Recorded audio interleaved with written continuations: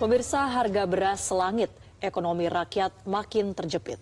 Pemerintah dinilai belum menyentuh solusi permanen untuk mengatasi lonjakan harga beras.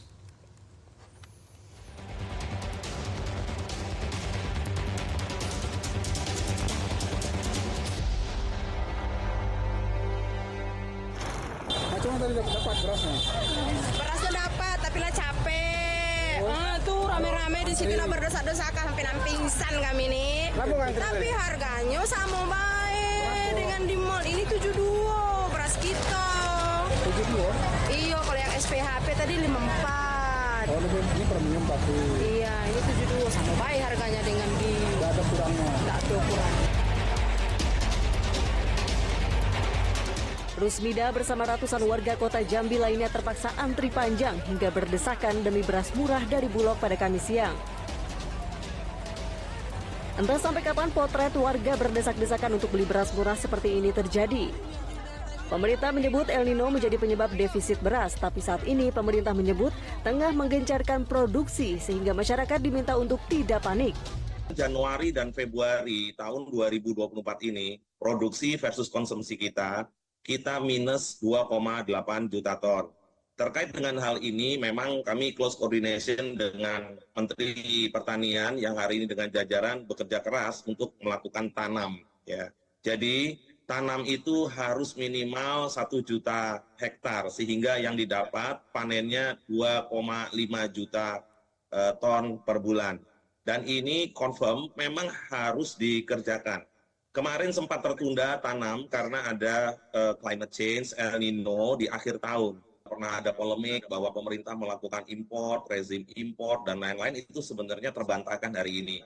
Karena pemerintah itu melakukan importasi untuk cadangan pangan pemerintah, dan itu stok yang kita pakai hari ini untuk melakukan stabilisasi, termasuk yang ada di gambar ini di Jakarta oleh Pak Gubernur DKI Jakarta. Jadi sebenarnya beras itu ada, dan kami jamin cukup. Tidak perlu panic buying, karena memang pemerintah sudah mempersiapkan jauh-jauh hari. Pemerintah juga memastikan beras di pasar tradisional melimpah. Namun pernyataan itu dipertanyakan sebab pemerintah masih terus melakukan operasi pasar. Satu hal yang ingin saya sampaikan di sini adalah di pasar tradisional itu beras melimpah. Pasar tradisional termasuk juga warung-warung ya, jadi itu berarti untuk beras medium ya. Jadi yang langka dalam arti sulit ditemukan itu hanya beras premium di retail modern, dan itu sudah ada kebijakan untuk segera memasok dengan beras SPHP. Tapi tentu saja ini perlu waktu karena kan basisnya harus permintaan nih Pak. Dari pengamatan saya ke lapangan di beberapa retail itu memang banyak pelaku politik itu membeli, sehingga makanya saya bilang ini temporer, dan kericuhan itu di beras premium.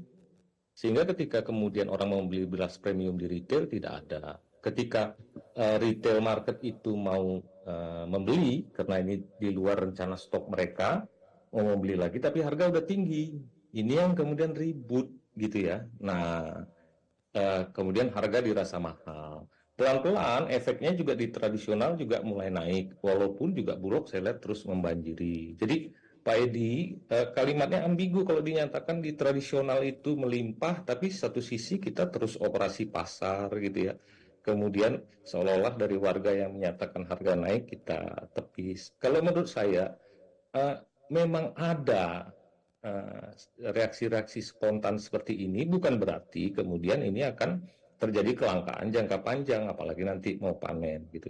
Sebagai sebuah pengambil keputusan, tentunya kita juga harus melihat hal ini dan melakukan mitigasi seperti yang sudah dilakukan Bulog. Menurut saya pas dibuka SPHP itu masuk ke retail gitu ya, sehingga kemudian kericuan di kelas tengah atas ini tidak masuk ke media dan kemudian dipersepsi seolah semua tempat itu beras naik dan tinggi. Perum Bulog menyatakan total beras yang dikuasai sekitar 1,2 juta ton. Ini berarti stok masih cukup. Pemerintah pun diminta untuk menstabilkan harga dengan memaksimalkan distribusi cadangan beras Bulog, alih-alih terus menggenjot impor yang dinilai sebagai strategi politik jelang pemilu. Tim Liputan Metro TV. Jelajahi cara baru mendapatkan informasi. Download Metro TV Extend sekarang.